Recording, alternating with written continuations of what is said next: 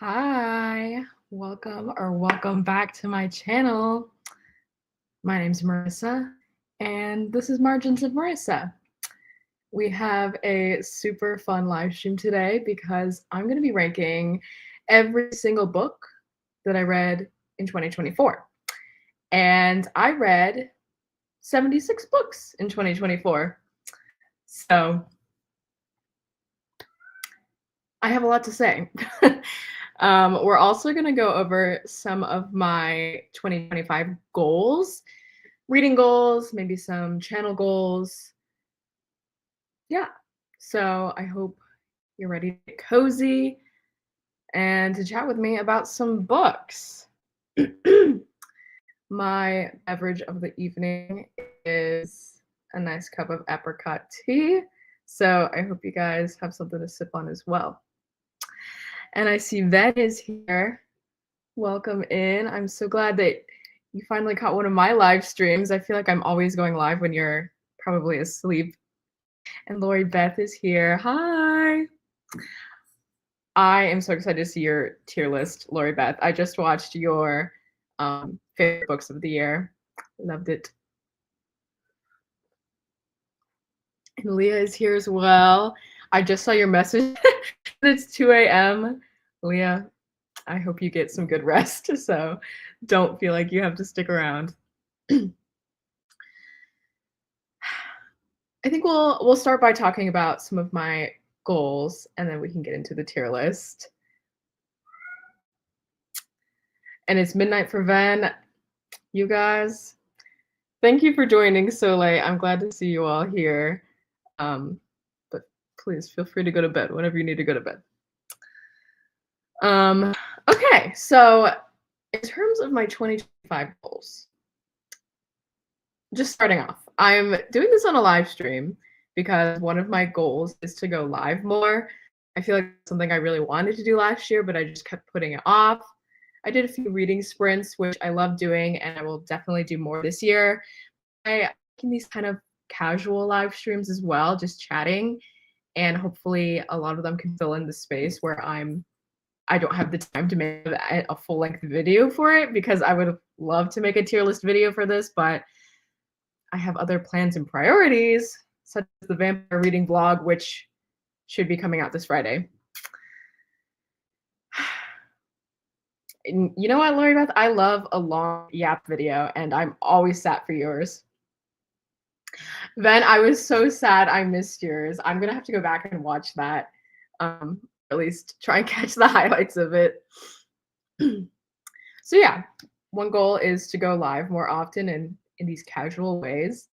In terms of my reading goals, I don't know if you all remember, but last year I made like a little bit of a rant video about the Goodreads reading challenge because I felt like it was sort of stifling me and making it like putting too much pressure on the act of reading. So I last year decided to only make my goal 24 books, which I knew was very attainable for me because I typically read about 50 books a year. And I ended up reading 76 books, which was the most I've ever read. So I think that method does work for me.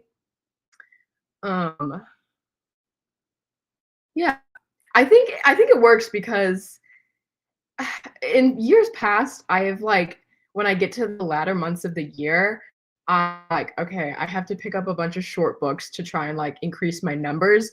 And they're just not necessarily books I like would have picked up otherwise. And so then it's like it feels like a chore to read them. Whereas when I didn't have that pressure to reach a high number, I was just picking up books I wanted to read. And then I really ended up enjoying them. So then I picked up more books. And so I love that. So I think in 2025, my goal is just going to be 25 books, one more book than last year. I think sticking with like the year number, it's fun. And just like a one book increase every year is very doable.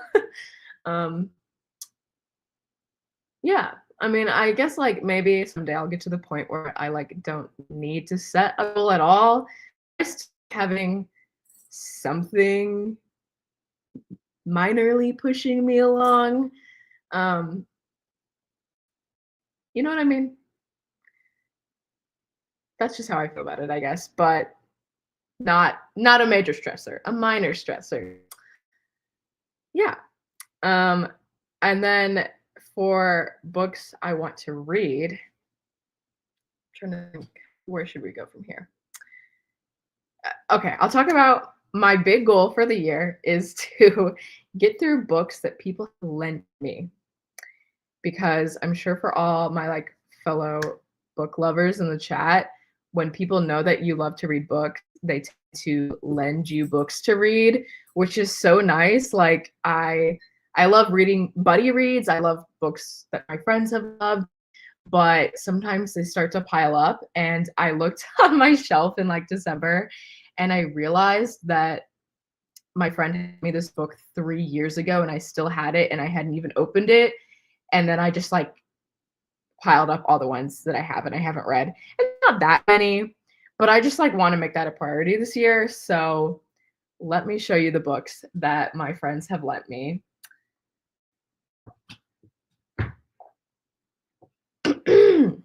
So this first one I'm actually super excited about, and I think I might end up doing a video around it if I find that it inspires me. And that is The Darcy Myth by Rachel Feder, which Rachel Feder actually just put out another book that's like literature and Taylor Swift lyrics, which, you know, I need that. I need to read that, but I don't have that one yet. My coworker actually lent me this one, The Darcy Myth, and it's about Jane Austen, literary heartthrobs, and the monsters they taught us to love. I like don't entirely know what it's about. I think it's just kind of like the Darcy trope, and he's kind of the blueprint for a lot of characters that I don't think Darcy is toxic. I think he's just a complicated character because I was gonna say he's human. He's not real, but he's human. You know what I mean? Um, but I think a lot of people interpreted him in a way that became toxic. So I imagine that's what this is about, but I don't know. But it's quite short, and I especially want to like give this back to my coworker. So I mean, we have something to talk about, and yeah, I think that I might do a fun video about that. Then you need to convert more people to read. That's why I started my book club. Now I force my friends to read with me, so at least once a month we have to talk about books. Yeah, there's nothing better than book friends. So that was the first one. This next one is the one I have had on my shelf for 3 years.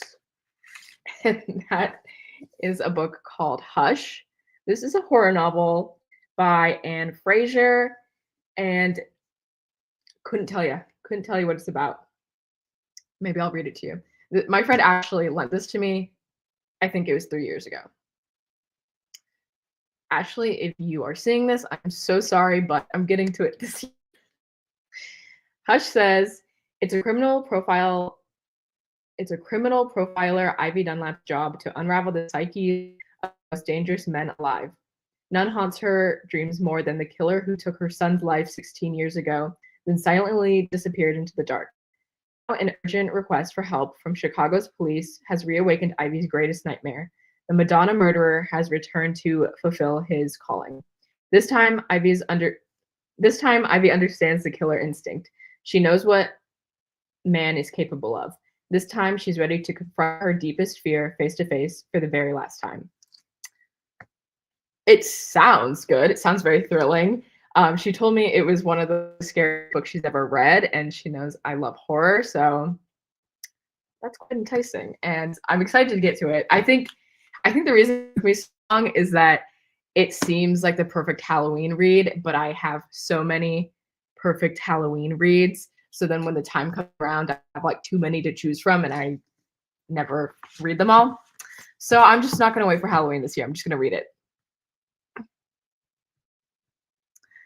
Leah, I'm so sorry to hear that you don't have bookish pals in the near vicinity of you either. Maybe we can just start up like a mail buddy service, like a little book swap snail mail thing. I think that'd be fun. And then the last book, which I'm pretty sure this is all the books that people have read, only 3. Very doable. Unless there's more hiding around that I forgot about. In which, oh wait, there is one more. Wait, it's right here. So I have 2 more to talk about. This one is The Only One Left by Riley Sager. I think most people are familiar with this one, and I have actually never read any Riley Sager. So I'm really excited to get into this one. We were just talking, and I was telling her that I had never read Riley Sager and had read quite a few, and she thinks this is one of the better ones. So yeah, I mean, this one is like, I think it's like a girl's whole family was murdered. They think she's the one who did it, but she got away. She's the only one left. And then it's years later. I think she's like old and has someone like a live-in assistant living here, and she decides to ask her like what really happened. But I've heard there's extremely crazy twists and turns at the end, so I'm hoping I'll love it. And then the last book, for real, that has been to me that I want to read this year is On Earth We're Briefly Gorgeous by Ocean Vuong. I have read 2 of his poetry collections and I really love them, but I haven't read any of his fiction.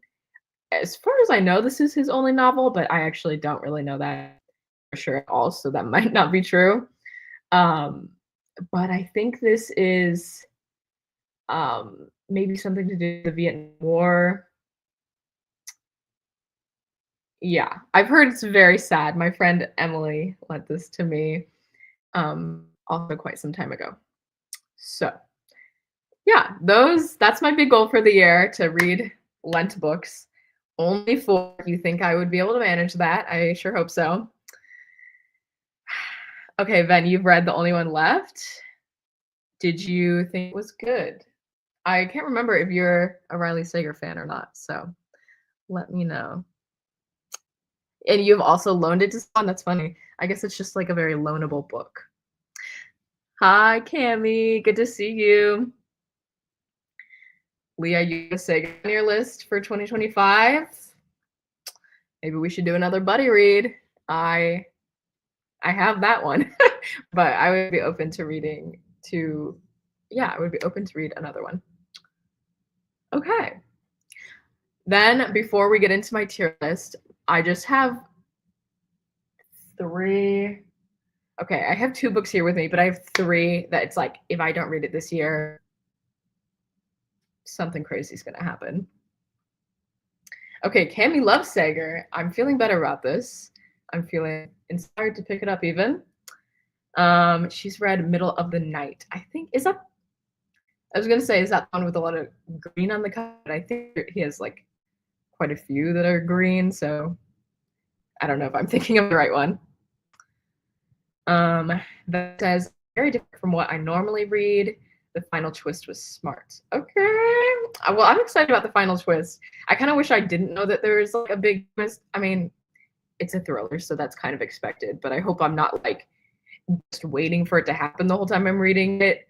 Sometimes that like kind of trips me up about thrillers. Cameron's read almost all of them but 2. Okay, so she is a good person for the Riley Sager recommendation. Such a fun human. Have you met him? I feel like I always see you going to like book signings in the big city, and I'm jealous. So the 3 books I just need to read in 2025. The one that I have with me, but we all know, Bunny Awad. I think every single one of my TBR videos, it's on the list, and I just never read it. I don't know why. I'm just like, I'm too intimidated. I have such high expectations that I just don't want to let myself down. But I'm just feeling very determined to like, follow through on the things I say I'm going to do this year. So I think truly this is the year. Let's see, hello, welcome in. I'm glad you're here. Did you just read The Only One Left? I feel like I remember seeing that in one of the wrap-ups. Maybe it was a different Riley Sager, but I think it was this one. We were just discussing Riley Sager because he's on my list this year to read for the first time. And Cammy's met him 3 times. So there you go. Then I can't think of what it's called. Home Before Dark. Yes, I know I saw someone give a review of that one, but I can't even remember what they thought of it, so irrelevant, I guess. Okay, the next book I really want to read this year.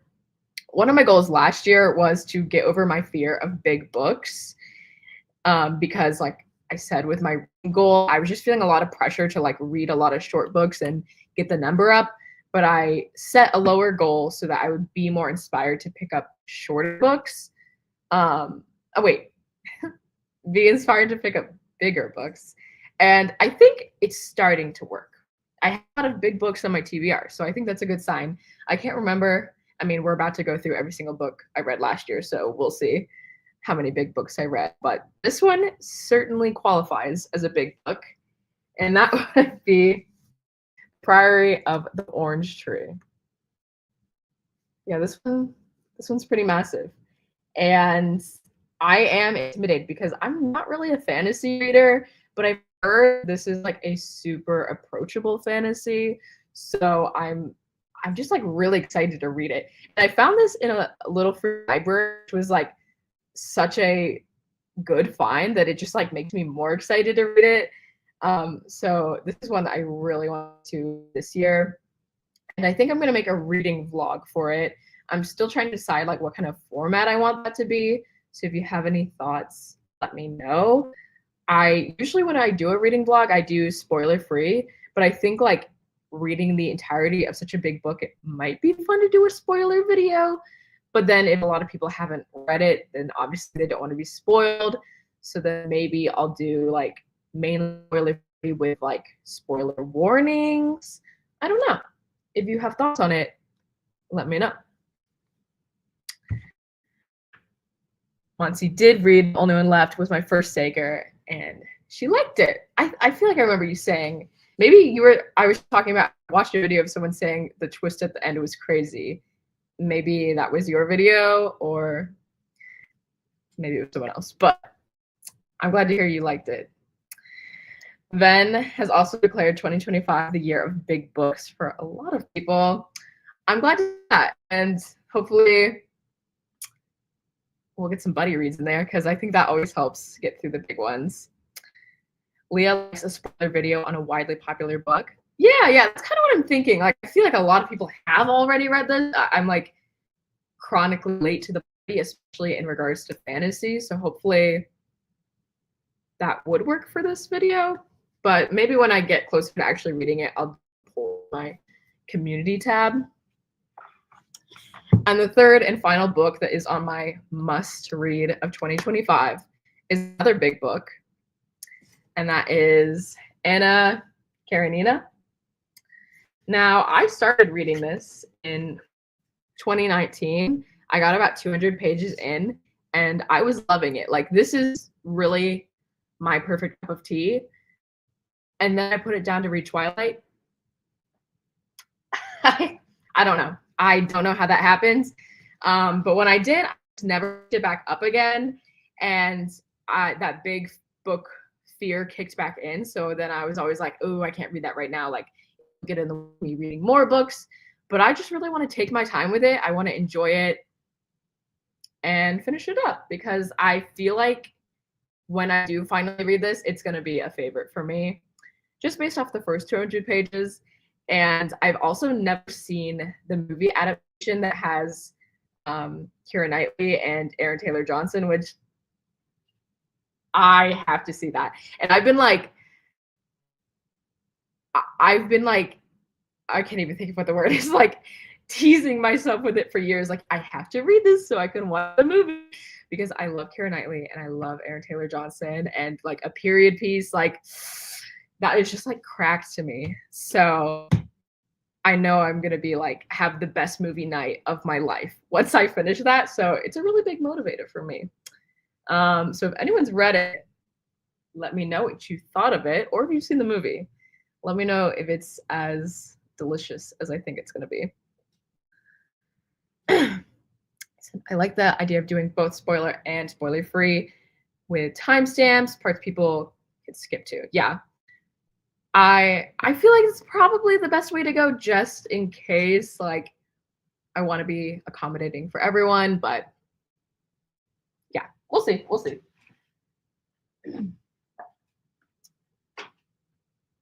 Okay. Now it's time for the official tier ranking of 2024. Before we get into this business, don't forget to refill your beverages. I also have some water here. I'm gonna do a lot of talking, so I'm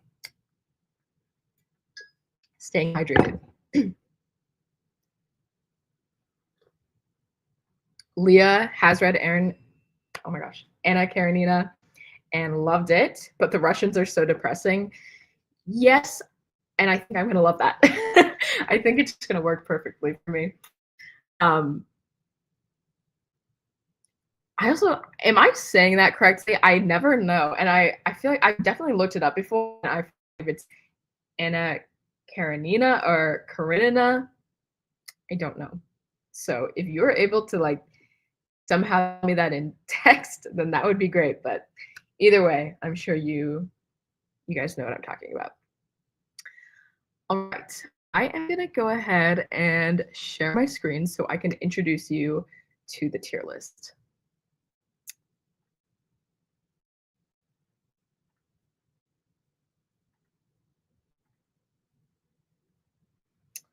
Okay. Wait, you guys can see that. Let me know if you can't.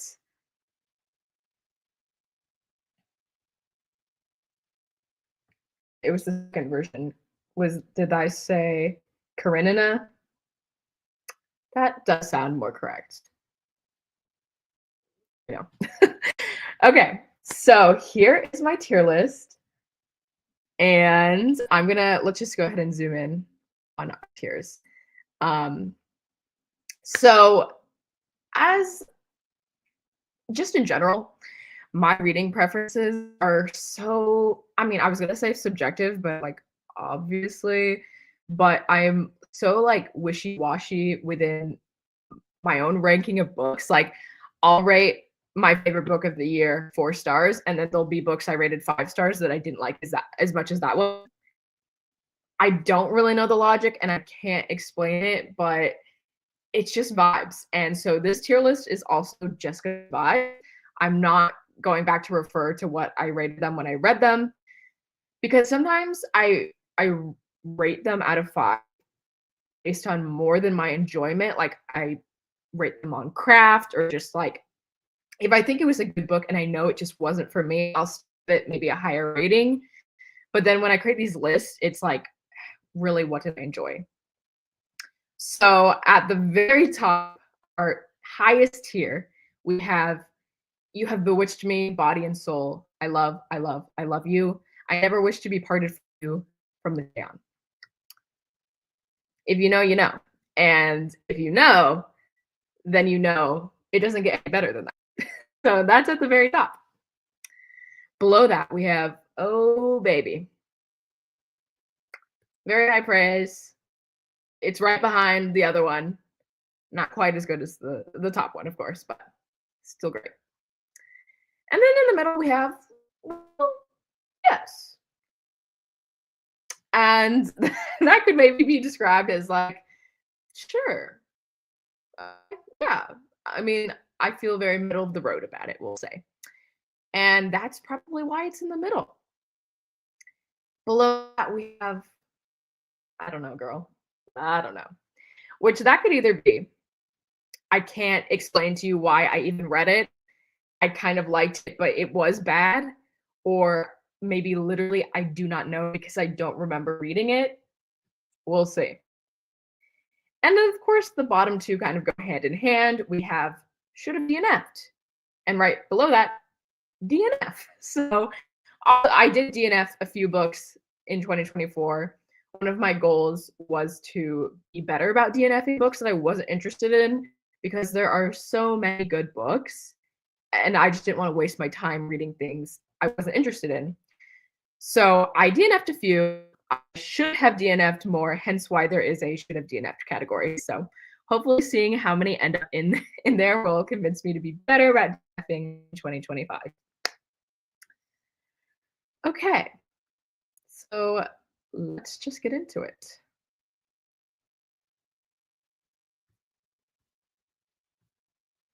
Okay, here we are. Now, these books are not in order anymore. Whenever I like pull the images, they just like all mixed up. So I may have read these very recently. I may have read them at the beginning of the year. I don't know. They're all mixed together.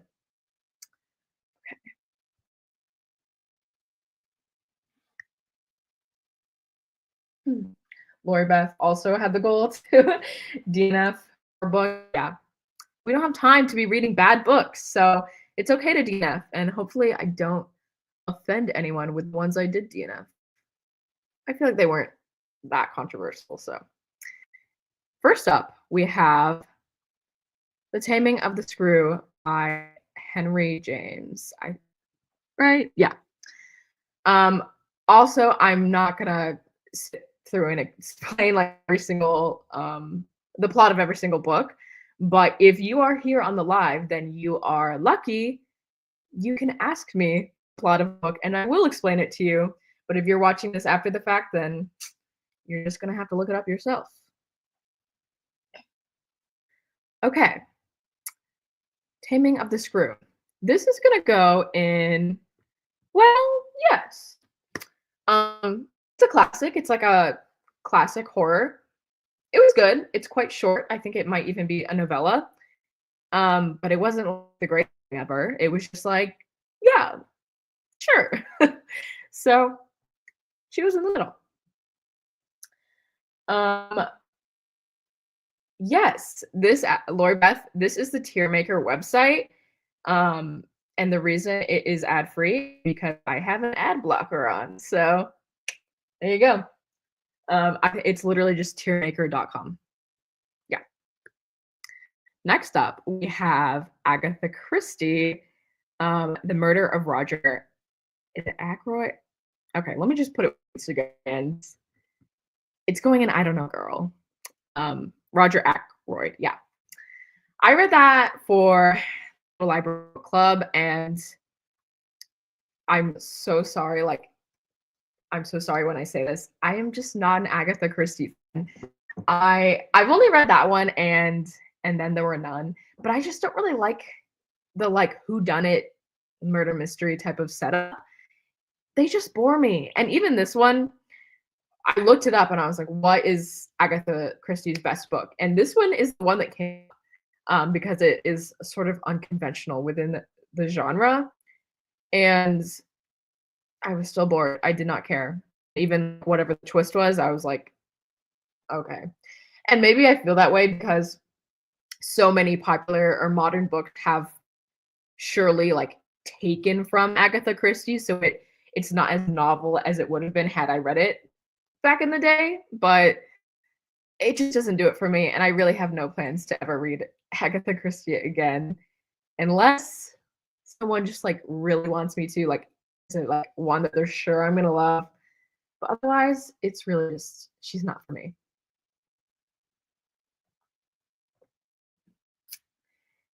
Erin's here. Hi, Erin. Thank you for noticing my new glasses. Yes, I did finally get my eyes checked again. So another 2025 goal is actually wearing my glasses. Next up, this is gonna be a little bit of a spoiler for the vampire reading blog. I'm so sorry, but this is one I read called The Vampire Curse, and it's immediately going to should have DNF'd. No. Mm-mm. That's one of those like mass market paperback, like romance kind of things.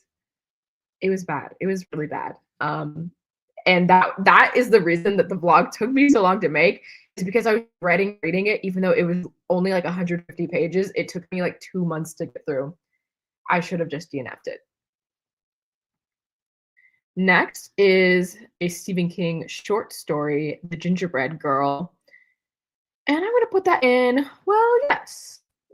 It's kind of classic Stephen King. If you've never read any of his short stories, I recommend.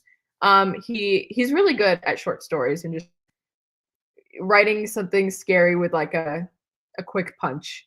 That one wasn't like mind blowing, but it kept me entertained. I actually listened to it as an audiobook with my whole family in the car on a road trip, and we were all pretty sad. So, yeah.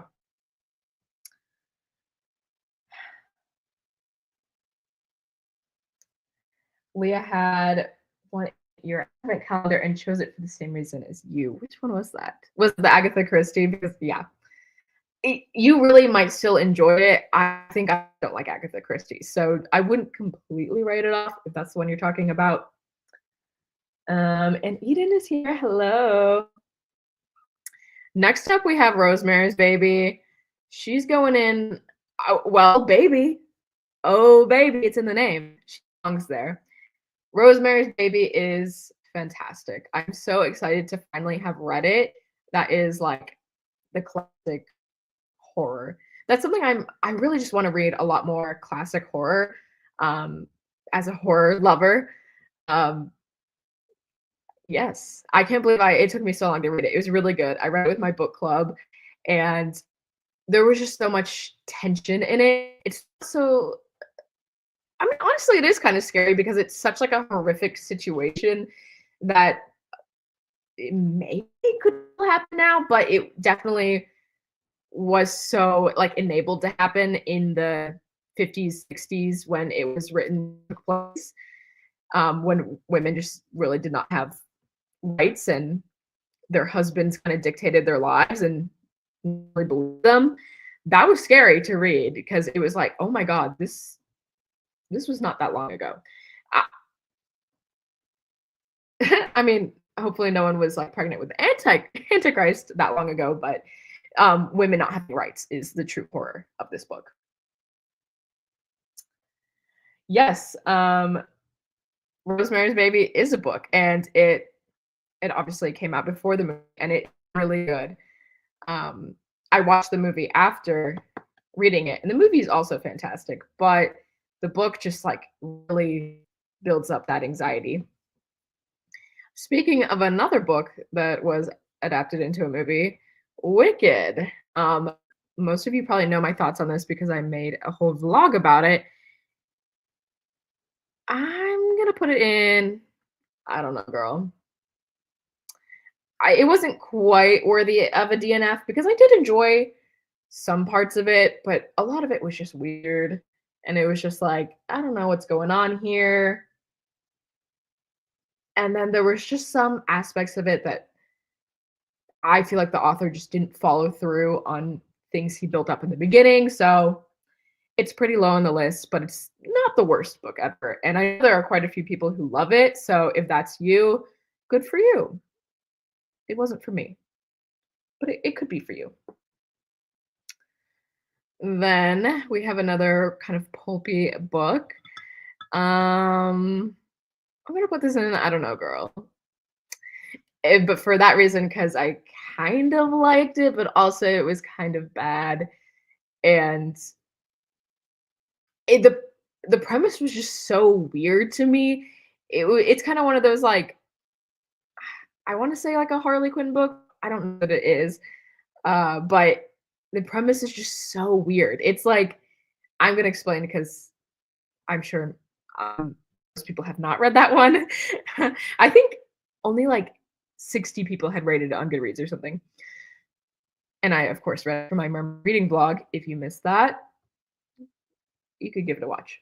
But anyways, this book is about this woman who she's like a mermaid as an actress in like a bar, like she swims in the tank and she's like helping someone out. I think they're filming a video, but they're doing it in the ocean and she's wearing her mermaid tail and she like hits her head And so this fisherman saves her and he's like, "Oh my god, I'm in love with this mermaid." And I thought that was the premise of the book, is that he thought she was a mermaid, and so she's like, "Well, now I have to pretend to be a mermaid," but he knows she's not really a mermaid. But she doesn't really want to see him when she's not dressed up as the mermaid because she has some like insecurity she's not telling him about. And the whole time you're reading it, you're like, what is she hiding? It's so bizarre. Um, but yeah, it's pretty bad. So I wouldn't say read it. And I think I spoil it in the mermaid reading blog. So if you just want to know what happens, then truly just go watch that. Okay, next up is Nightmare Alley. This is unfortunately going to be another should have DNF'd. Um, I think I knew exactly how I felt about it about like 25% into the book, and I was not enjoying it, but I was reading it for a reading vlog, so I didn't want to give up. And it just like it never really got better. So I wish I had DNF'd it when I initially thought I should have, but I kind of like the ending. So it wasn't a total waste, but it wasn't for me. This is another one that like a lot of people do enjoy, and so like it really just might not be for me. But yeah, no, no, no, thank you. um, okay, this one summer, I really love this one. I'm debating between the top two tiers. I don't know that it's like a new like favorite book ever, so I'm gonna put it in Oh Baby. It was so good. And it really surprised me because I just don't read graphic novels very often, but the art in it is just so beautiful. And it's like a really touching story of girlhood. And it kind of has, I mean, there's a lot. It's like this whole summer for the girl in the story. But one aspect I really loved is, which is something I love about reading like middle grade books now. It is a middle grade book. Is now being older, seeing like both sides. Like I remember what it was like to be a young girl, but then I can see where she's going wrong. And in particular in this book, she has a hard relationship with her mother and they get into fights a lot. And I I feel that her mother was justified in like it, the way she was acting. You kind of understand why she is doing what she's doing, but you can also remember what it was like to be that 12-year-old girl who like was so mad at the world. And I loved it a lot. Yes, Leo, we should normalize DNFing reading bugs. That's usually when I'm like, I think a lot of the should have DNFs are going to be that's the case. I did one of my DNFs was from a reading blog, and that was really big of me. That took a lot. It was hard, but yeah, I'm definitely for reading blogs we should be DNFing because it's like I know I'm not going to recommend it to you because I didn't even want to be reading. So that's consider that another 2025 goal.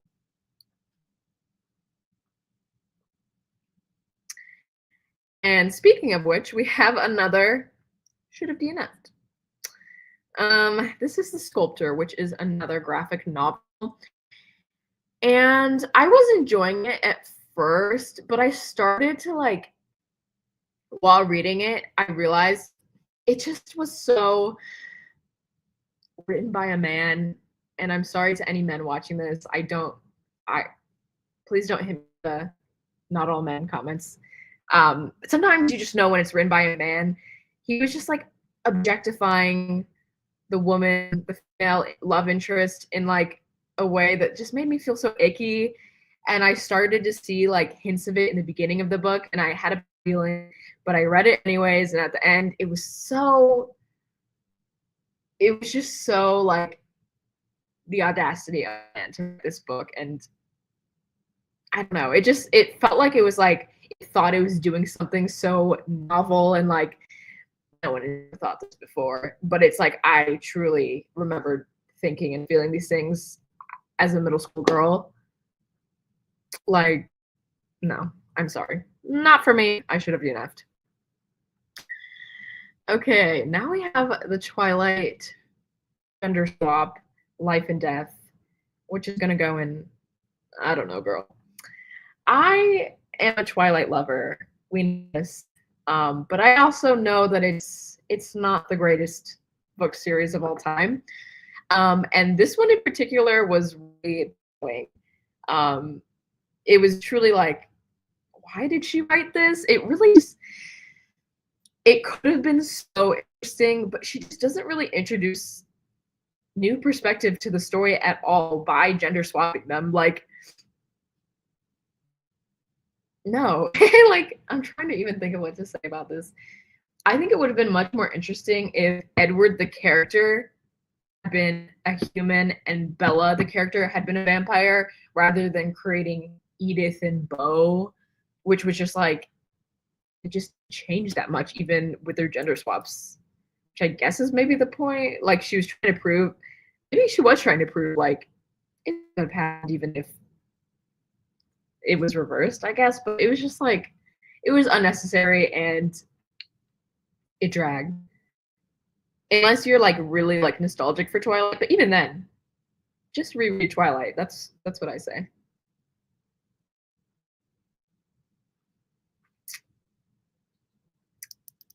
Okay, the next one.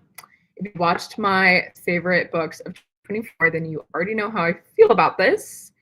And 11/22/63 is one that has bewitched me, body, soul. I love you, and I never wish to be parted from you. This was a fantastic Stephen King novel, and it restored my faith in Stephen King. And I'm now so much more excited to pick his books up again, which is good because I have literally so many on my shelf. Yeah, this was my top 2 book of the year. I loved it. It's over 800 pages, and I was not bored for one single second of it, which is quite a feat. I just found myself wanting to tune back. Okay, pause. I had the physical copy. I had it on my Kindle and an audiobook. Like, I really had it plugged into every single area it could be plugged into, which sounds weird, but I didn't mean it in a weird way. And Ben says he still needs to read some King. Yes, you do. Have you read any King? I don't know that I recommend starting with this one because it is so thick and it is so good. So then you might be disappointed by the other one. That makes sense. But you should read it eventually. I think you would enjoy it. I've never actually heard anyone not enjoy this one, but I feel like me saying that is just inviting people to say they didn't enjoy it. So sorry. Yeah, that one, it's technically a sci-fi, but it reads more like a historical fiction because it's about this guy who goes back in time. He time travels. Okay, so it's set in 2011. He goes back to 1958, trying to stop the Kennedy assassination. And the biggest aspect of the sci-fi is him like actually time traveling. Once he is back in time, then it's just like this guy living in a past decade, like trying to learn how to do that. And yeah, if you like historical fiction, I think you will enjoy this one. Which then in particular, I think I remember you saying you don't like historical fiction, so maybe you won't like this one. I don't know. He's read a short, but I can't remember what it was called. Something like Mile 81. Okay, I have not read that one, but I think I know what you're talking about. For starting King, I feel like Misery is a good one. It's not super long, but it's one of his like super gruesome ones. Like, I think it's some of his best work. And it gets to the point very quickly, which is something he's not very good at. And I also really like Carrie, but I think I might have a soft spot for that one in my heart. It was like his first ever book, so it's probably not like technically as good as some of the other ones, but I think Carrie is fantastic as well. Okay, Ben's not big on historical fiction, but he's trying to get more into it. I still don't know if this is the one to get into since it is so long. If you don't enjoy that, then I don't know. Once you read some other King, maybe circle back to it. Next is this is actually a speech, I think speech, maybe interview Neil Gaiman gave about why art matters. And at the time, I really liked it and it made me inspired to create more art. But I don't know, girl.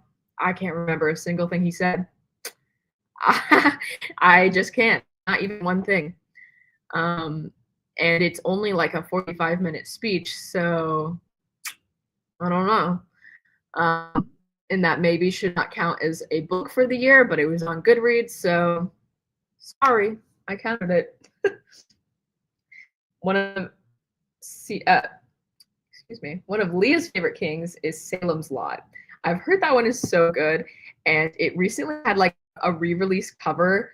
It's like a new cover, but it's styled like a vintage cover, and I think it looks so cool. I want that copy so bad. But I need to get through the King I already own because I probably have like a full shelf of unread Stephen King books. It's bad. Okay. Next, we have another book that's going straight to the top. That would be Heartstopper. I loved Heartstopper. I devoured this in one sitting, as I feel like most people do. I think if you're looking to get into graphic novels, there's just no better place to start. And I still haven't picked up the rest of the series, even though I do have a copy of the second book. And so I'm so excited to keep reading, but I kind of just want to get them all so that I can just like binge the whole series weekend. But also maybe I shouldn't do that because I want to savor it. But it's just so good. It truly like gives you like the butterflies, the feeling of like what it's like to have a crush in high school when it's like the possibility of running to them in the hallway. That's just something you lose after you are no longer in school. And it just like it just back it made me blush, giggle, kick my feet, and it is definitely a new favorite. Ben all loves Stopper taste. And I think you read more, I'm sure you read more graphic novels than I do. So take Ben's recommendation if you won't take mine. You also have It and Pet Sematary on your shelf. Love It. I think if you watch my favorites of all time video, then you know it's one of my favorites. But I think that was also maybe, I mean, it would be a good one to start with if you're like, I just full force, let me jump into it. But I've heard Pet Sematary is one of his best. I just haven't read it yet, so I can't say myself. But I'm hoping to get to that one this year. Ben says, if you like Heartstopper, check out one called Bloom. I feel like I've seen you recommend that on your channel, and I definitely will because I want to get more into graphic novels in the new year. Okay. This next one might be a hot take. I feel like you either love or hate this book. It's going in, I don't know, girl, for me. I didn't hate it. I just didn't love it. I felt like I never really connected with the story. I'm talking about this is how you lose the time more. I was sort of just lost the whole time. I know a lot of people love it, and I like wish I could like look inside your brain and understand what you connected with. But for me, I just felt very disconnected from the characters. You never even like really know them by name, so I just feel like you have a hard time getting to know them. And I'm someone who just really loves a character-driven novel, and I just feel like I never fully understood them, so I couldn't really like get behind the whole love story. And like I've heard people say it's like the most romantic love story of all time, and it's just not for me. It's not for me. But hey, if you liked it, I'm so happy for you. Ben also didn't know what to think of that one. I remember you saying something to me about it before I read it that it wasn't a favorite for you, and I think we're on the same page. Now we have the first DNF on the list, and that is The Idea of You. Now, I made the mistake one, of reading this to begin with. But two, I read this after I had already watched the movie. And if you don't know, the movie came out last year. This is like a Harry Styles fanfic that has published, and it has like a Harry Styles young. He's not Harry Styles in the book, but he is. Harry Styles, young pop star, falls in love with older mom. She's not that old. She's in her 40s, but it's supposed to be like this big gap thing. Um, the book is bad, um, clearly, but what's really bad about it is that it is so long for what it is. Like it truly could have been 200 pages and maybe I finished it, but I got halfway through the book and I was astounded that there was still more to the story.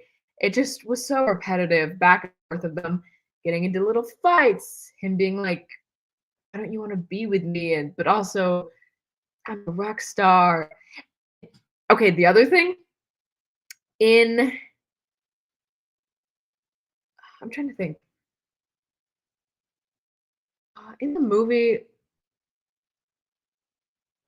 In the movie, her daughter is more so a teenager.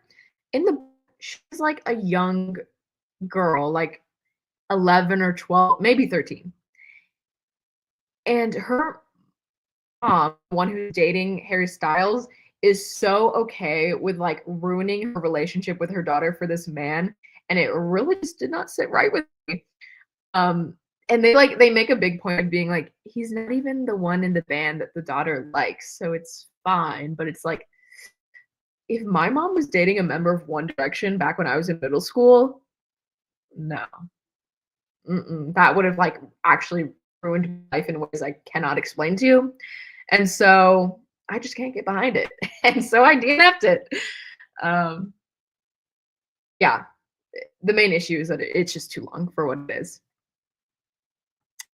Okay, this was one of my biggest surprises of 2024. I'm gonna put it in Oh Baby, which I'm not the biggest romance reader. Although when I was looking back at all these books, I read a good chunk of romance last year for me.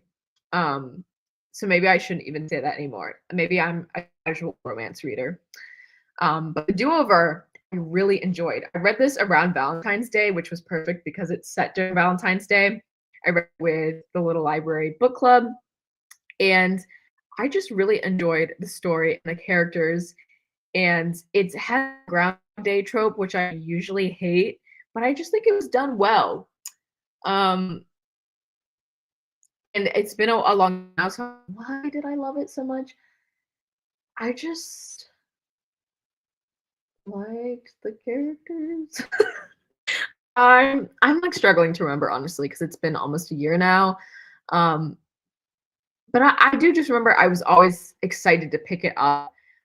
And maybe it's just like being in awe of enjoying a genre that's not usually my favorite and a trope that I actively dislike.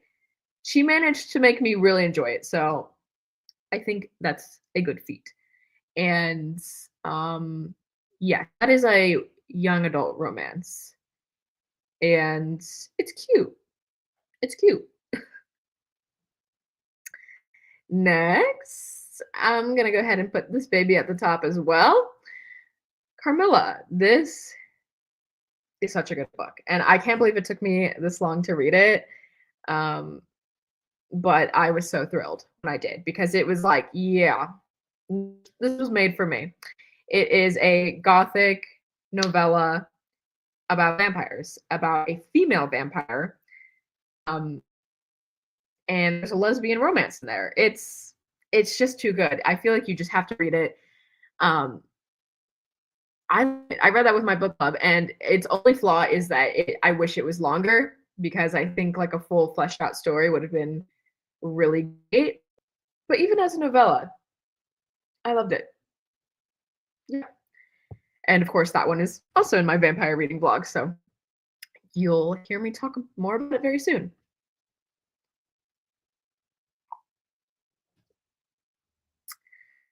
And we read, not we, me, I read The Seas. This one is tough because it's weird, but also I liked it. I'm putting it in, well, yes.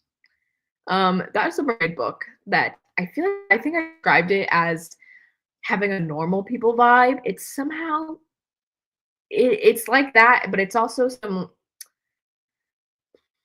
there's just some weird stuff. I want to say it's like magical realism, or maybe I like yes, just it starts off as a very normal book, kind of, and things just get weird in a way that I liked.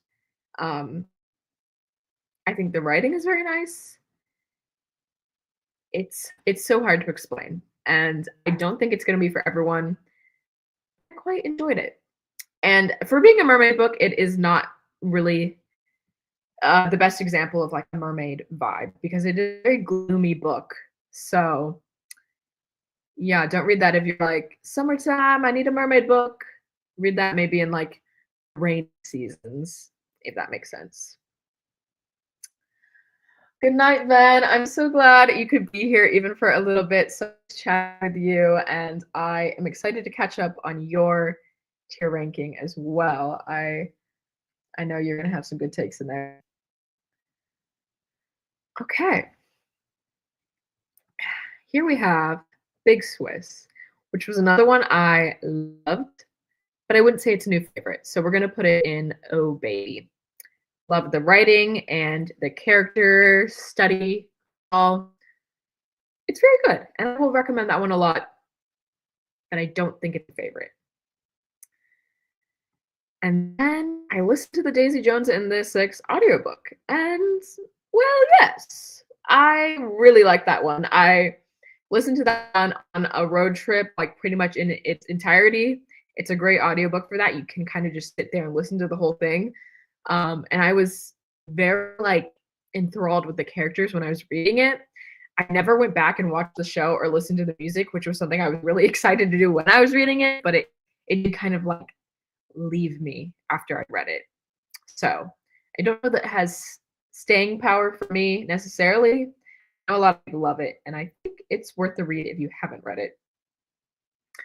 Okay. So yeah, we have some Diary of a Wimpy Kid on here. No one is surprised. I'm gonna put this one in. I don't know, girl. It's not because I'm ashamed of Diary of a Wimpy Kid because I stand by that. It's because that one was not his best work. It's it's a Roderick book, and it's just not as good as Roderick Rules. Like, I'm sorry, it's not, and I stand by that. It is very though. It had me cackling, but it was one that it was a little bit like I don't know, girl. um, and I'm gonna put this one right next to it if the shoe fits. This one was like I don't know why I was reading it because it just did not seem like my cup of tea, but also I liked reading it, but it was bad. You know what I mean? Sometimes books are just like that, and there's going to be more of those on this list. If the shoe fits is sort of like a modern Cinderella thing, and it's set like during a reality dating show. And it's just like cheese to the max, but I was kind of eating it up. And each book in the series is like a different princess retelling. And I don't know why I just kind of live for that. I love like the modern fairy tale retellings, like the cheesier the better. So I probably will read the rest of the series, even though it's an I don't know girl. And that's just me. Lexi's here. Hey, Lexi. Thanks for tuning in. I've been talking up the Little Library Book Club a lot. So, shout out. Oh, and speaking of which, here's another one we read with the Little Library Book Club. Actually, I'm going to put it down. Well, yeah. I see Dance of Thieves is right here, which is the first book in that series. So let me rank that one first. Dance of Thieves is an I don't know girl. I liked it, but I didn't love it, and I was kind of bored a little bit while reading it. And I probably would not have finished it had I not been reading it with the Little Library Book Club. But I'm glad I did because that Thieves is, well, yes. I really enjoyed that one a lot more than Dance of Thieves. I feel like the duology wrapped up really nicely. And by the time we got to that one, I felt like I understood the characters a little bit more. So overall, not a miss. Just a very, it was a pleasant read that I probably will forget. Then we have the text. Hmm.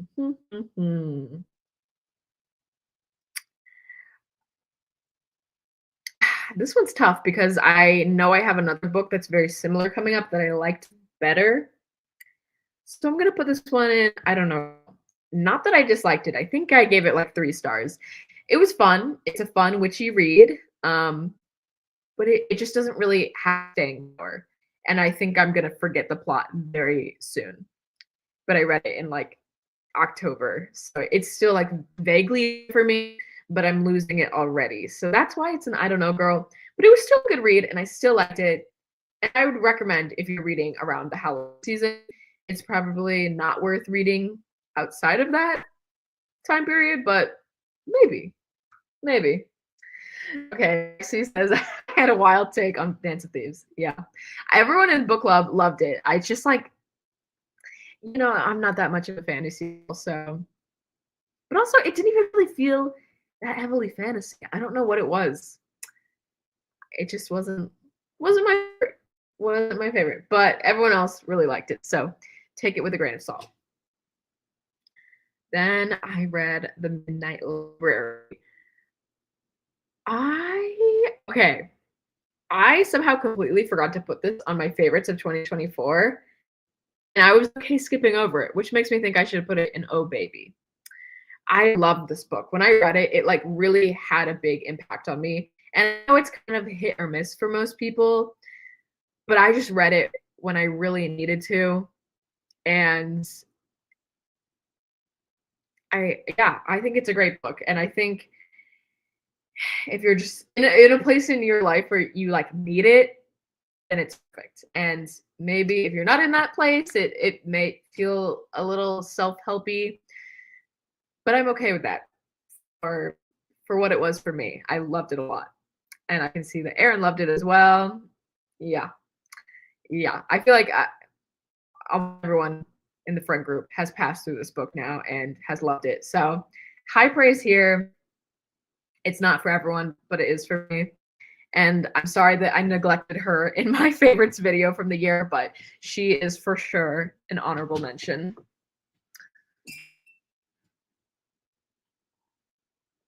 Okay, Lexi agrees that Dance of Thieves felt more medieval than fantasy. And I think that's a great way to describe it, which seems like it would be more up my alley because I love like period pieces, medieval things.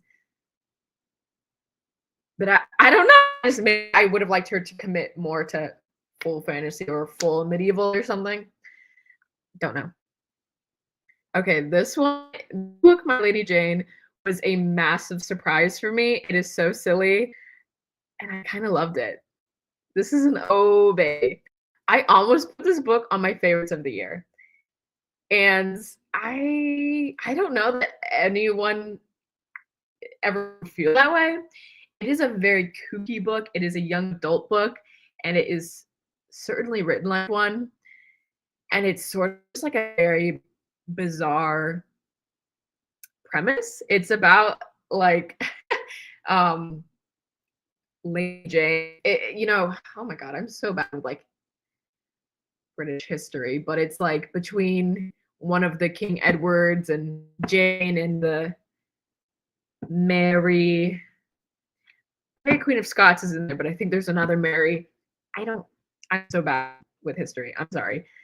But it's like that, but it's a retelling if Jane had survived, hadn't been executed, and also there's magic and these people can turn into animals for some reason. It's really weird, but it's funny, and I loved the romance in it. The romance is between Jane Grey, that's her name, and this other guy. I don't think he's even royal, but he's like a guy, and he turns into a horse. He turns into a horse, and I still ate it up. So I don't know. I'm interested in reading the rest of that series. I wanted to keep reading with characters, but I think every book is like different. And so I like didn't understand how they were connected, so I didn't know if I should keep reading. But My Lady Jane was just turned into a show, I think on Amazon Prime, and I think when they made it into a show, they didn't make it young adult. Like I think it is more for a mature audience, which sounds weird, but you know what I mean. Like it's not like a kid show. I don't know. I liked it, okay? Um he's here. Hi. Hello. Um Thank you for joining in. Of course, during the when I'm talking about the horse romance. Yeah. Yeah. Okay. Next up, The Love Wager. This was a Lynn Painter I decided to read because I loved the do-over so much. That one was I don't know, girl. It did not live up to my expectations. I did not like it nearly as much as the do-over. I think it was kind of bad. It wasn't quite like upsetting me enough to like wish I had DNF'd it, but it made me hesitant to pick up other Lynn Painter books because I'm like, was the do-over just like a one-hit wonder? I don't know. I've heard something like the movies, her other book, whatever it is good. So I probably will try that one, but The Love Wager did not do it for me.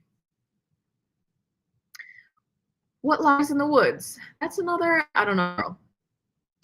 That one, that one was a weird book. It's like a thriller.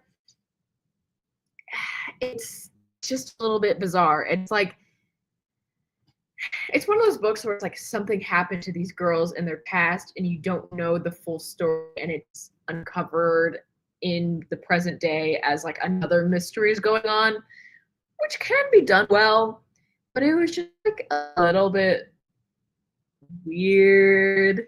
It's like part of the weirdness, this is within the summary, so it's not a spoiler, but it's like these girls when they're kids, they find bones, like human remains in the woods, and instead of like, I don't know, telling someone about it, they're like, that's a goddess, that's goddess, and they like worship her. It's very weird, but also I kind of liked it. But like some of the twists I thought were good. It was a little bit cheese, especially the ending had it for sure rolling my eyes. So that's why it's going in. I don't know, girl. I didn't hate it, but I do think it's kind of bad. Okay, Lexi has read better than the movies, and she likes that one. I trust your judgment because I think you also like the do-over, right? Was that the one that you took like so many months to read though? I feel like I remember that in book club. Like there was one that you were like ongoing reading for so long. But yeah, I definitely want to read better than the movies at some point. Okay. Now this is another graphic novel. I'll put her in well, yes. I liked it. It was cute. I like the art. It didn't blow my mind or anything. I think there are better out there. But it's cute. It's pretty good. Okay, Lexi's saying that according to Storygraph, it took her over 100 days to read it over, which is so funny because I think that is the fastest book club book I have ever read. Like, I think I read it before. It was like January, and I finished it on like January 31st, if I remember correctly. Like I read it so quickly, and it took Lexi 100 days to read. So that's just how it goes sometimes. But you still liked it though, yes or no? Did you prefer better than the movies? Okay, The Perfect Marriage. This was bad. This one was bad. But I liked it in the beginning because I was going to go somewhere else. And then when I saw where it went, I was like, so I'm going to put it in should have DNF'd.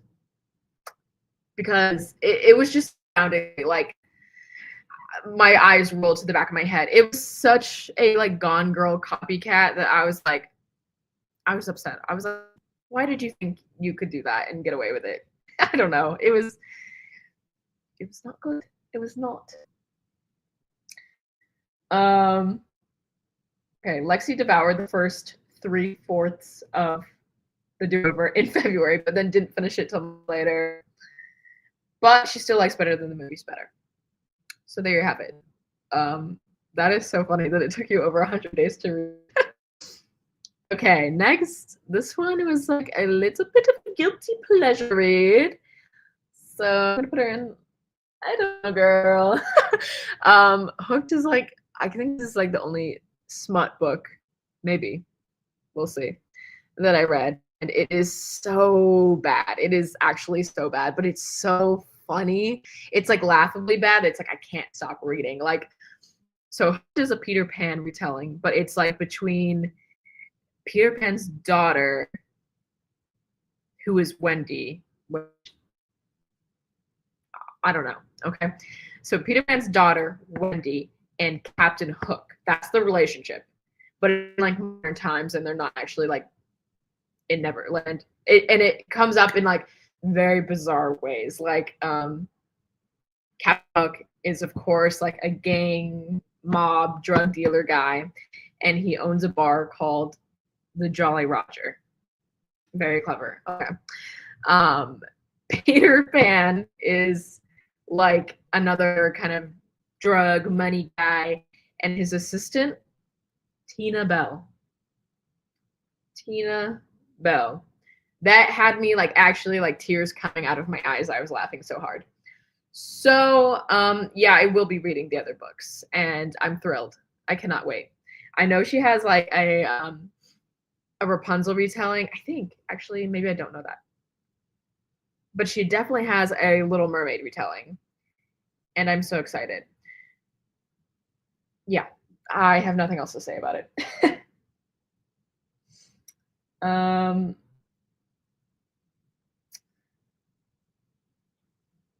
Have I ranked Mermaid yet? Yes, I have. Mermaid landed in, I don't know, girl, because I kind of liked it, but also it was bad. Yeah. Okay, then we have the Honeys. I'm gonna put this in. Okay, I'm going back. I'm thinking. I'm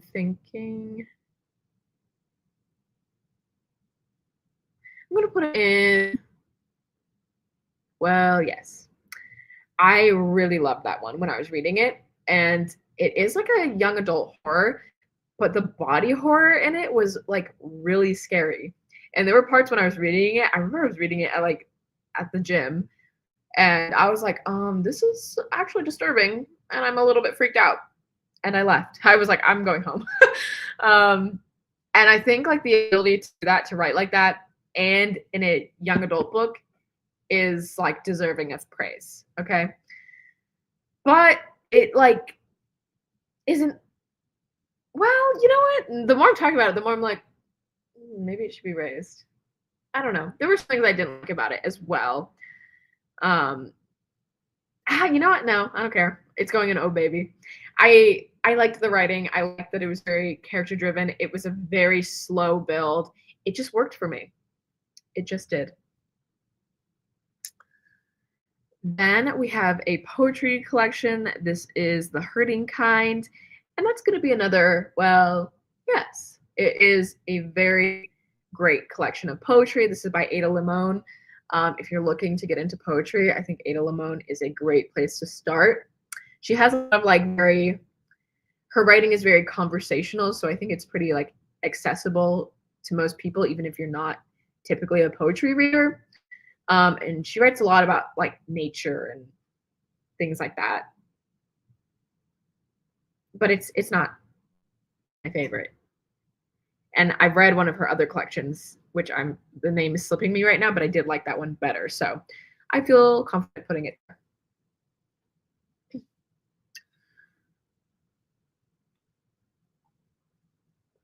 Okay. You guys already know Checkmate is going to the top. I love this book. And I was like gagged when I read it because it truly had me blushing like I have never blushed before. Like it like in public reading it, like cheeks red, I'm giggling, I'm kicking my feet, like I just loved it. And some people don't like it, and I like it's really hard for me to understand how they could not have liked it, but to each their own, of course. But for me, ooh, Allie Hazelwood, she just writes fiction perfectly for me. Like whatever it is about the way she writes, I don't know. Like it must be because she like started off writing fan fiction and I was a fan fiction reader back in the day that she just knows how to like do it for me. Highly recommend. That is her young adult book, so it's like less steamy than her other ones. But I liked it. It was plenty good for me. Yeah, highly recommend. Lexi agrees. Checkmate was top 5 for her. Yeah, that was in my top 3. I just loved it, and I'm so excited to keep reading more from Allie Hazelwood. I think I've read 3 now, and I have enjoyed every single one. And I think the third one I read, which we'll get to later, and before I started each of them, I was like, okay, the last 2 were exceptions, but I'm not gonna like this one as much. And now I'm just accepting. Now I'm just accepting the fact that I'm gonna love anything she writes. Like, she's just the romance author for me. Fanfic girlies rise up, and I know that's right. And I know that's right. I'm not ashamed of my past. Made me who I am today. Next, we have Shit Cassandra Saw. This is an oh baby. This is a fantastic short story collection. I think I'll say it, my favorite short story of all time is in there. And you know what? And it's going at the top now that I think about it. I'm like, put it there, but then I was like, I love that short story. Like, it's so good. That's the titular short story, Shit Cassandra Saw. The title is really long. It's Shit Cassandra Saw that she didn't tell the Trojans because at that point, fuck them anyway. I think that's the full title. So it's flash fiction, so it's like super short. You could read it in like a minute or 2. So you should read it. And then the other stories in the collection are also great as well, but that one is just. Then The Drowning Kind. This was another big surprise for me this year. I'm going to put it in yes. This was a really fun thriller. It kind of played on that like the like folklore of like the wishing well or wishing waters. That's like, be careful what you wish for because there's always that twist. And I love that. I thought it was really fun. I thought it was the like build up to the twist and stuff. Like it was good. It kind of read almost like a horror, but I think I would classify it as like a paranormal thriller. This was one of my biggest disappointments of the year, and it's going in should have DNF the ones we're meant to find, which is so unfortunate because that cover is just like a knockout. It is actually one of the greatest book covers of all time, and the book inside just does not live up to that. It was bad. Like, I don't know. I actually have not heard anyone enjoy that, and I'm gonna go ahead and say that's probably the main consensus because with a cover that good, if people liked it, they would be talking about it. But do you ever hear anyone talking about it? No. And it's because it's not very good, and that is unfortunate. So I hope that cover artist out more covers on books that I am more interested and more likely to enjoy. Lexi says, well, you haven't read the short story I wrote in 4th grade that ended with the MC waking up from a dream. Would you believe this? I wrote actually, okay, I took like a creative writing class my freshman year of college. And I wrote a short story like that. And my professor was like, girl, you're too old to be doing this. So yeah. You got me beat there. Okay. This is the book that I had in mind when I was ranking the X Hex, and I enjoyed this one more than the X Hex. So it's going in well, yes. This is A Witch's Guide to Fake Dating a Demon. At the time, I rated it 3 stars, but I would maybe bump it up to like a 3.5 because I feel like I've thought about it a lot since I read it. It's just fun. It's between a witch and a demon. And would you believe this? They are fake dating. um, but it's just like it's a silly little premise, and I like the magical world in the book. I feel like it's fleshed out a lot better than the magic world in the X Hex. And I'm interested to keep reading that series because I know there's like at least 2 books. I think it's fun, and yeah, if you like witch books, I think it's a pretty good one. Okay, now probably my most infamous should have DNF of the year, The Housemaid. That one, I made like way too many books. Wait, whoa. I made way too many videos talking how much I didn't like that book this year, so I will keep it brief. The writing is bad, guys. It is really bad. And I know people when they read thrillers, it's just like a quick, easy thing to get through. It's like it's fun, but we deserve better. I mean, like it truly, if you told me a high schooler wrote that, I would believe you. And I know that's rich because I literally just said that I wrote a short story where the character wakes up from a dream in the end in college, but I know what I'm talking about. Yeah, not good. And I will not be reading the rest, and probably will never read a Frida McFadden again. Maybe. Maybe if I was like someone was like begging me on their hands and knees and they promised me it was better than that one, I would consider. Why? I don't think so. Maddie is here. Hi. Welcome in. I'm so excited to see you. I just watched your favorites video, I think, earlier today. So lovely to see you. Next, we have A Dowry of Blood. This one was a little bit of a disappointment for me just because I had overhyped it so much, and people were kind of overhyping it, but it was bad. It's going in well, yes. I really love the writing. That was the best part of it. Like, Stevenson, right? Yeah, yeah. Um, Fantastic writing, and I'm so excited to read their other books. But I just felt like we didn't get enough from the characters. Like it felt like it dragged on, and then the end was sort of rushed. Um, but again, that's in my vampire reading vlog coming out on Friday. So you can hear me talk about it more then. Okay. Then Into the Drowning Deep. A lot of fun. I'm gonna put her in well, yes. That was like a great horror murder read that I thought was quite thrilling when I read it. I know a lot of people think it's boring because it really does get into like the science of the mermaids, which may be boring because it's not even real, but I was sad. I was thrilled even. I thought it read a lot like Jurassic Park, which I haven't actually read Jurassic Park, so I guess I'm talking about the movie, but um, yeah, whenever I read Jurassic Park, I'll let you know if they're similar in writing, but I don't know.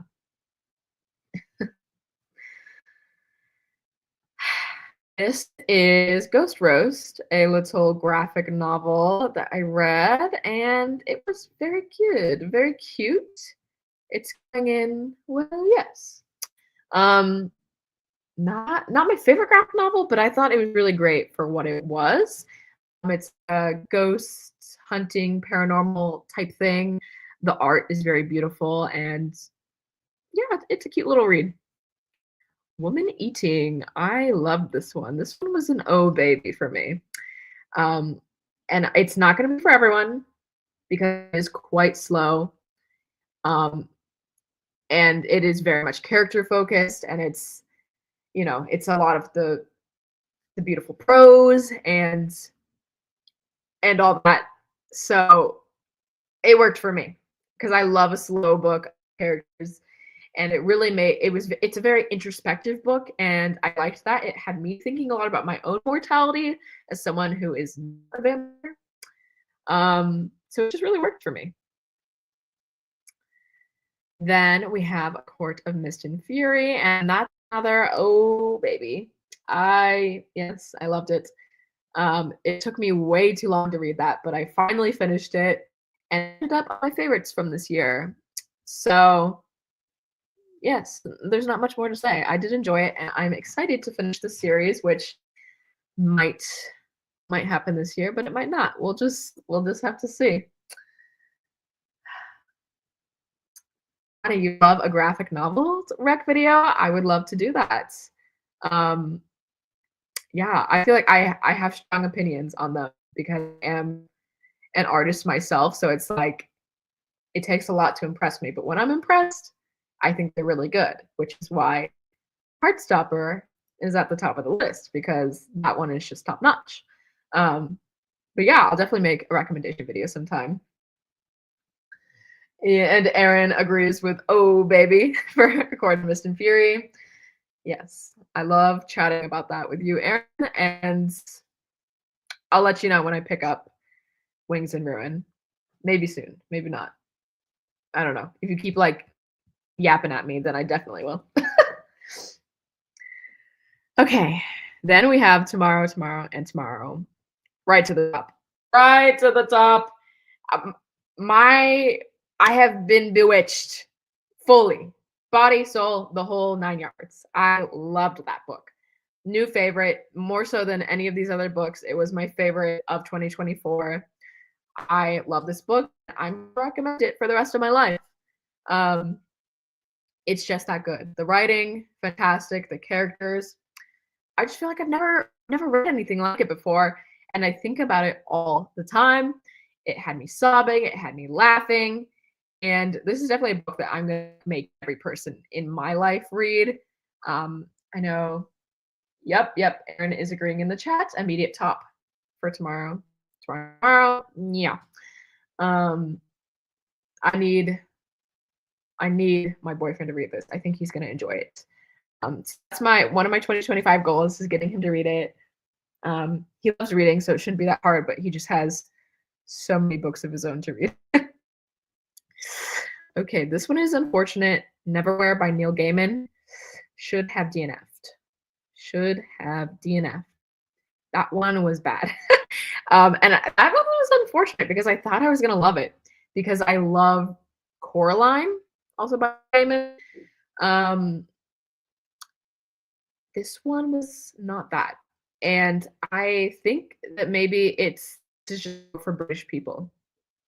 I don't know. I feel like the humor went over my head. Like a lot of it, it's like it takes place in London, like underground London. And I've never even been to London, so I was like, what are you talking about? I didn't know. And I just didn't like the characters. I didn't connect with them at all. I felt like I never had a grasp of what the setting was really supposed to be because it's not just London, it's London underground, like I guess like the subway system. I really could not even tell you. But I had an inkling when I was reading it, like probably at the halfway point, if not sooner, that I should DNF it, and I didn't. And then at the end, I was like, I should have DNF that.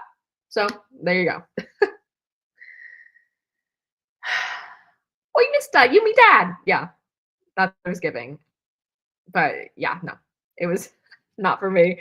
Um, I don't know. I still want to read the Graveyard Book by Neil Gaiman, but I'm hesitant now because I really, really did not enjoy that.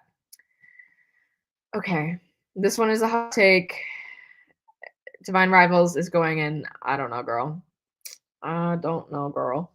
I liked it. It was fine, but it was just so overhyped that it's hard for me to like look back on it with fondness at all. No, I feel like that happens a lot with a lot of young adult fantasy that gets very hyped, and maybe that's just not my genre. When people are like really loving something, I expect I'm gonna love it as well, and then I just don't.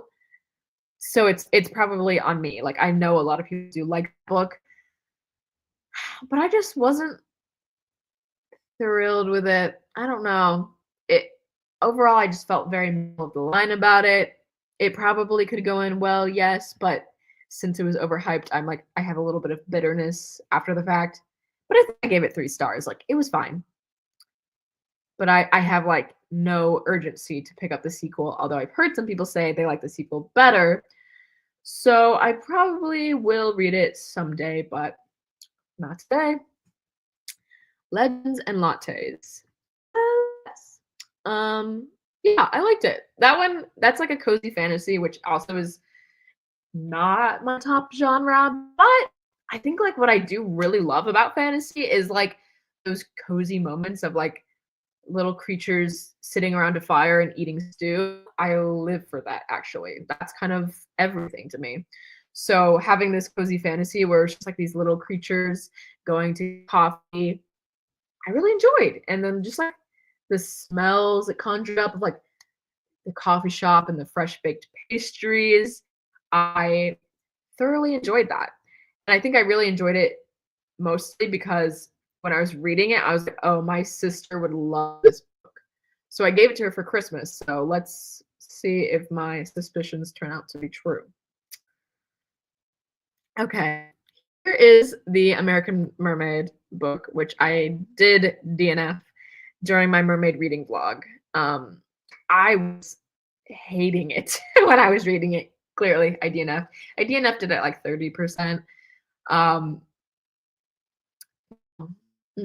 no, it was one partly at my fault. I went into it thinking it was like a thriller, and it was supposed to be like a comedy, and it was come to find out it's like a comedy book written by like a stand-up comedian, which I find that it rarely translates. Like when stand-up comedians write comedy books, I'm almost never like them.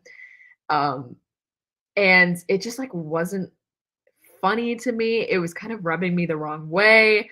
Um, it was too much in like this character's head, I think is that was like so pessimistic, but I like didn't care because I love a negative character. I love a controversial character. Um, that's not the problem. The problem was that the character was boring and I didn't care about them and I didn't care about the story, and so I DNF'd it. Another mermaid book I read and I quite enjoyed was Chlorine. That one is a well, yes. I want to like it more than I did. I didn't dislike it. I think it was 3 stars ish for me. But I just went in with the expectations because I thought it was like a true horror novel.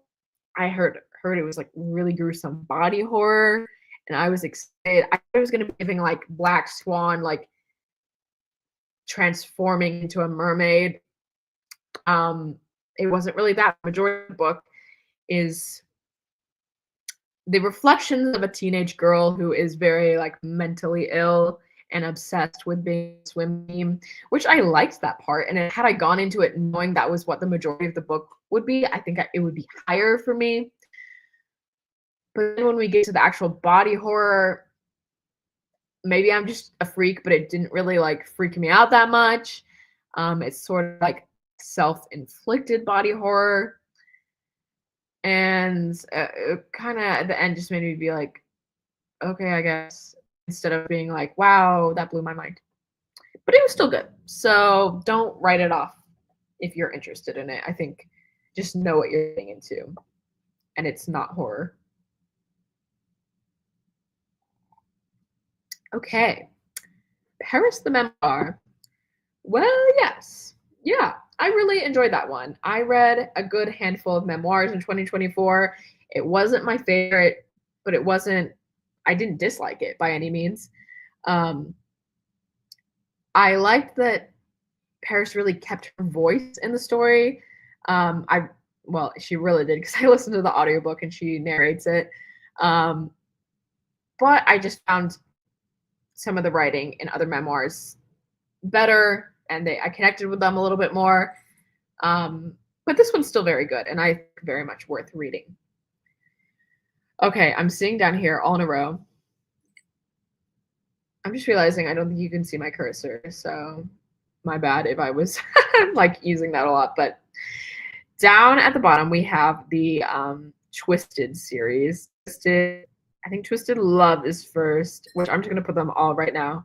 Twisted Love, Twisted Games, Twisted Hate in No Girl, which you may be wondering, if I felt that way, why did I read them all? And to that I say, no, girl. I just like could not stop reading them. I was listening to them as audiobooks like while I was working, and I was so just like baffled. And there's still one more left in the series I haven't read yet because I think it's like it hasn't been made into an audiobook yet or something, which was very disappointing for me to find out, which shows maybe I cared about it a little bit more than I thought I did. But the series is wild.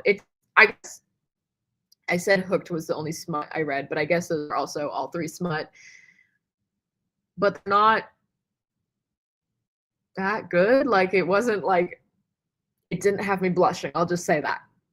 It was just like, okay.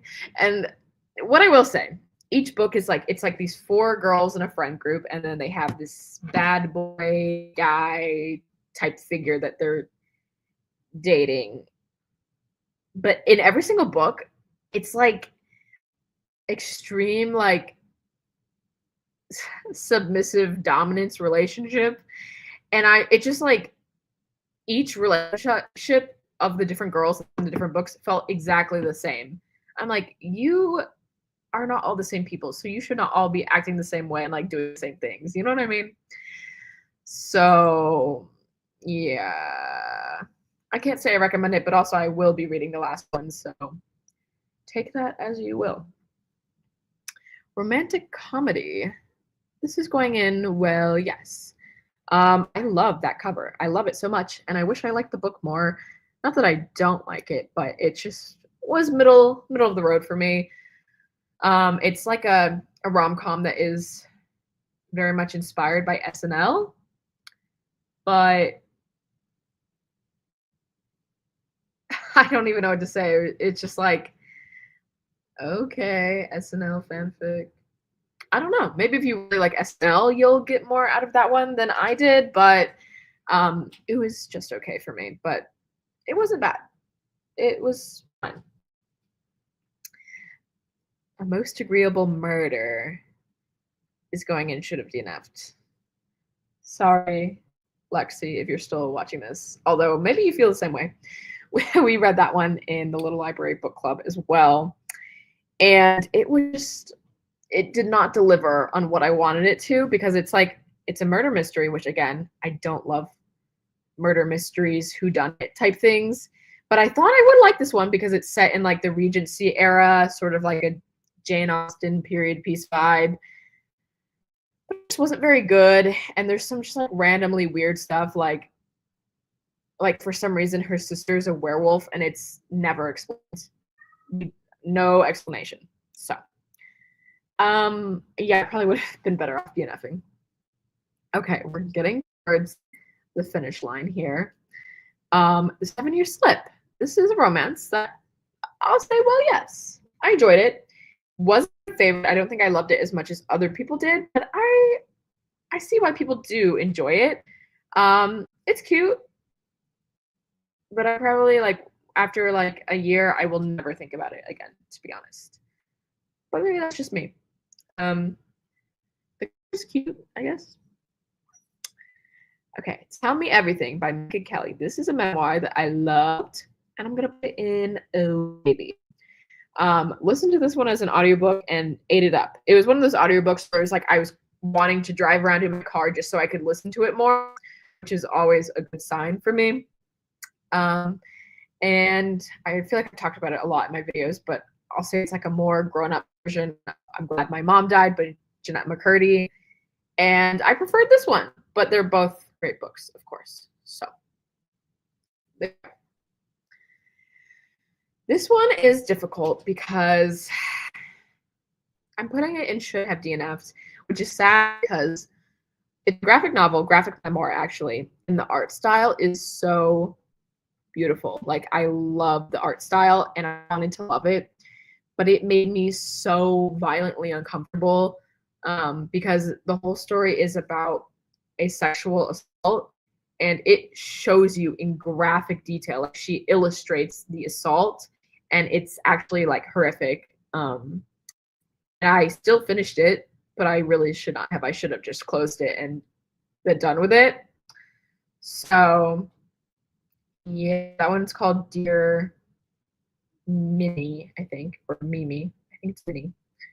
I cannot say I recommend that. Then I have the Britney Spears memoir, which I liked maybe like a little bit less than the Paris Hilton memoir, but I still enjoyed it. That one to me, I I was interested in hearing in like how she grew up and her experience. It just felt like a little bit guarded. I didn't really feel like she was that open. But also at the same time, she's been like traumatized by the public and like I think it's empowering that she was able to like put out her story in her own words. But I didn't feel like we actually got that much out of the story that you couldn't just like read in like a Wikipedia article, if that makes sense. So I don't know. It was okay. You again. That's an I don't know, girl. Yeah, that one was not for me. I really hated the characters. They're both kind of like extremely unlikable, which again, I'm not against an unlikable character, but in a romance, I don't know. It just like is like, well, I don't like you, and I don't care about your romance. We read that one in book club, and it was just I don't know. I think I'm unpopular opinion here, but yeah, no, not for me. I didn't care for it, and I don't really have much more to say. Crying in H Mart and go straight to the top. One of the best memoirs of all time. So completely raw and vulnerable, heartbreaking, devastating, and just fantastic writing. Like I think I read anything Michelle Zauner put out in the future. She like truly is so talented. Okay. And then we have the other Diary of a Wimpy Kid book I read.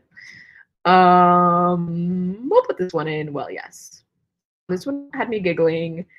Not some of his best work, but had me chuckling nonetheless. So there you go.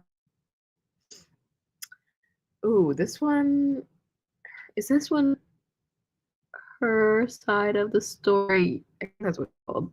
Wait. Okay, these glasses aren't working that well because I can't see. Yeah, her side of the story. That's what it's called. I really enjoyed this one, but also it's going in well, yes. It was fantastically written, but it's just like it's a little bit too long for what it is, and it's like a little bit misleading in the description. It really makes you feel like it's a book about World War II, but in reality, it's a book about this woman, and the war is kind of relevant to the story. I mean, it affects her a lot in the story, but you're not really in the war at all while you're reading it, if that makes sense. Okay. All right. Here we go. Final row. They never learn. It's going in. I don't know. I sort of liked it. I didn't see the twist coming, so it did get me there. It did get me there.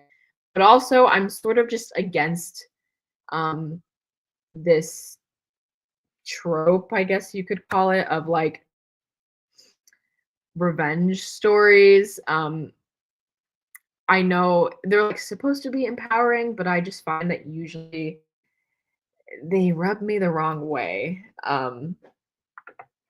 And yeah, I don't know. That's a personal thing. Sorry, I'm plugging my laptop in.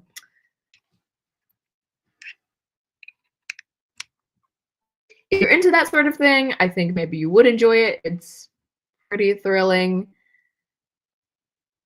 but it's just not my Come and Get It was the biggest disappointment of the year for me, and it's going and should have DNF'd. And that's crazy because I loved Kiley Reid's first book, Such a Fun Age. Like, I would recommend that to anyone. It was such a fantastic book. And so it was on my like instant read list from her. This is like a new book from last year, and it let me down. Let me down in a big way. It was just not good. It's boring. And this is from self-proclaimed character study lover. Like, I will read a book about nothing if it has great characters, but this has nothing going on. I didn't feel like the characters were fleshed out very well. I didn't really feel like it was necessary. I don't know. I want to say like it didn't need to be written. I think the subject matter she's trying to write about is like it's very much talking about class and um, the different ways people grow up and financial differences, like in a college setting, if that makes sense. I think that's important, but it just was not executed very well. So I didn't care about what she was saying, which I think is it's a bummer. And I am Kiley Reid, I'm disappointed in you. But I'm hopeful that whatever she puts out next, I will still read it and hope she can redeem herself because the first book was so good. I'm hoping this was just like a sophomore slump, if you know what I mean. Then Annie Bot. I love this one. I'm putting it in Oh Baby. Yeah, I like flew through that one. It's a sci-fi novel, but it's very lightly sci-fi. It's about like a woman she's a robot. She's technically like a sex bot. And the story is kind of her gaining autonomy and like her own humanity, even though she's not a human.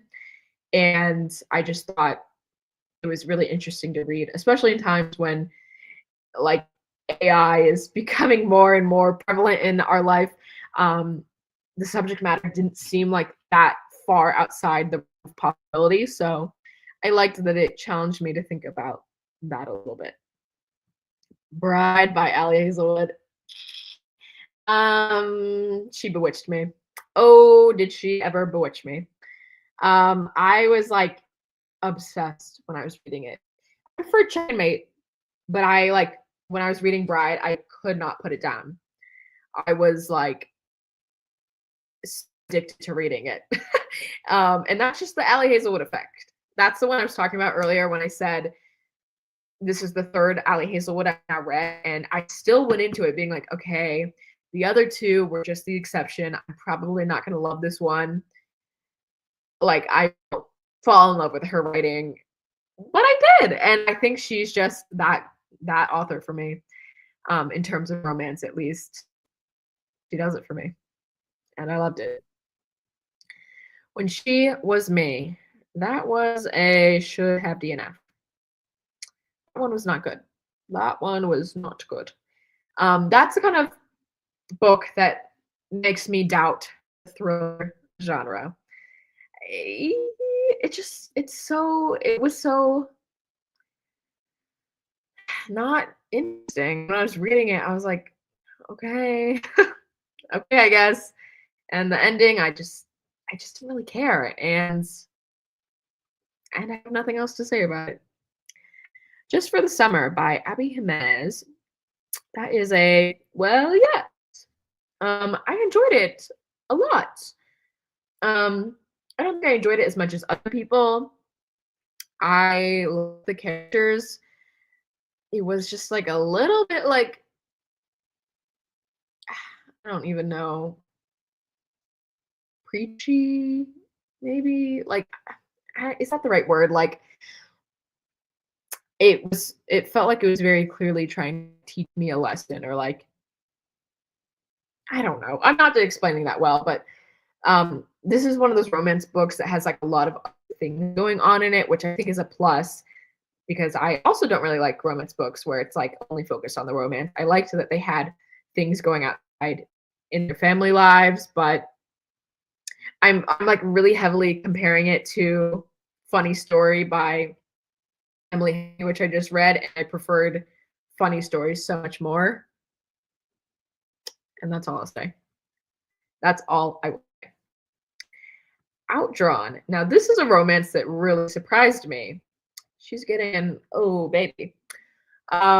This is a lesbian romance about two graphic artists. They are both like each other's competition, like they're rivals. I guess this is, you could call it a rivals to lover book. And they knew each other in college, and they were like each other's competition. They, like years down the line, they both end up working at the same like web comic company, and they're put on like the same project and kind of like competing with each other. I thought it was great. It's kind of like also a grumpy sunshine type vibe. And I like the characters a lot. I thought it was a really fun read. Okay, down to the final three. Horror movie, Paul Tremblay should have DNF'd. Sorry to say, but yes, I definitely should have. I thought it was really bad, to be honest. That's the first Paul Tremblay I've ever read, and from what I hear, people either love him or hate him, and I think he's not going to be for me. I may try reading one of his other books, but I thought this one was just a little bit pretentious. Like, he's sort of commenting on horror genre, and the way he's writing about it, it feels to me like he's saying he understands horror in a way that other people don't. You know what I mean? And it just kind of had me rolling my eyes, and it definitely wasn't scary. Although like big like shock factors, I was just like, okay, sure. Um, yeah, no, I really didn't like it. And I think when I was reading it, it wasn't gonna be for me, but I kept reading because it was for my book club. Mm-mm, no. The premise was so much more interesting than it was. Okay. Pages to fill. This is the Legends and Latte, like a short story, I guess. I think it's also a prequel, but it's not the prequel. It's just like a short story spin-off type thing. It's a yes. It was just as cute as Legends and Lattes. I mean, it's very short. It's like hard to compare. I don't think it's like a necessary read. Um, but if you like Legends and Lattes, then definitely read it. And last but not least, we have Just Kids by Patti Smith. I'm going to put this in, well, yes. I liked it. I didn't like it. I think other people get a lot more out of it than I did. I was just like a little bit disenchanted with it. As like, I don't know. It's hard to say as like an artist myself, seeing the true like starving artist of New York in that like time period where people were really committing to it. It just felt, I don't know, I just couldn't relate, I guess. That's what I'll say. Um, Good for them. They fully devoted their lives to art, and I guess it did pay off. So, yeah, it was interesting to read. I liked reading more of it when it was just like about what it was like living in New York, but there gets to be points where I feel like Patti Smith is just like listing off events, but actually setting the scene. That kind of took me out of it, but it was still good. So yeah, there we go. That is my 2024 ranks. Let me get it all into frame. There we go. Pretty evenly split. I have way more in the should have DNF category than I would have liked to admit.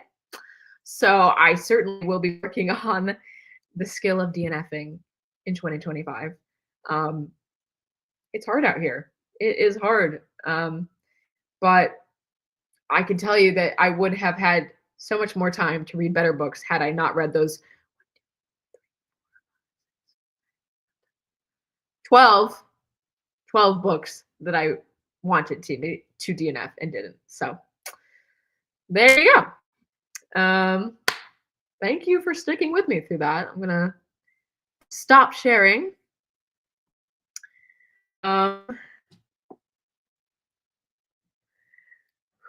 I'm just now seeing Cole is in the chat. That didn't pop up for me, but until now, hi Cole. Okay, yeah. Aaron is agreeing with the 25 mentality of DNFing. Yeah, and I know you need to DNF that romance book you've been reading for like half a year.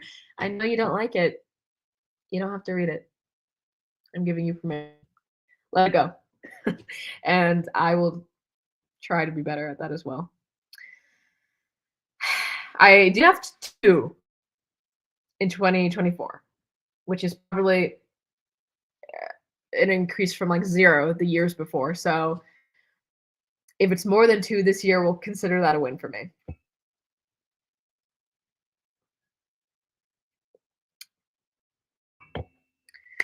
Well, thank you for watching me talk about all those books, 76 books. It was a fun time. I'm hoping to do more live streams like this in the new year, just like more reading sprints, but more just like fun videos. Maybe I'll do some like monthly wrap up live streams because I usually have other video ideas I want to do that I just don't have time to film and edit the wrap ups, but I still like to talk about what I read.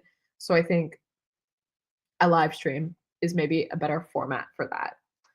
So let me know what you think.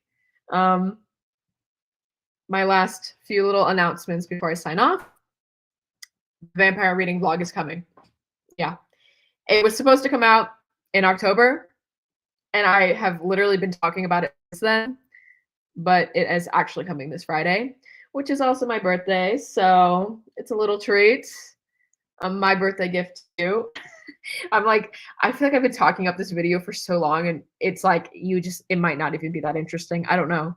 If you don't care about vampires, then it probably will not be interesting, but it's all I have to offer. So yeah. Thank you once again for watching with me. I am signing off. Happy New Year to all. I hope good books find their way to you. And I will see you really soon. Good night.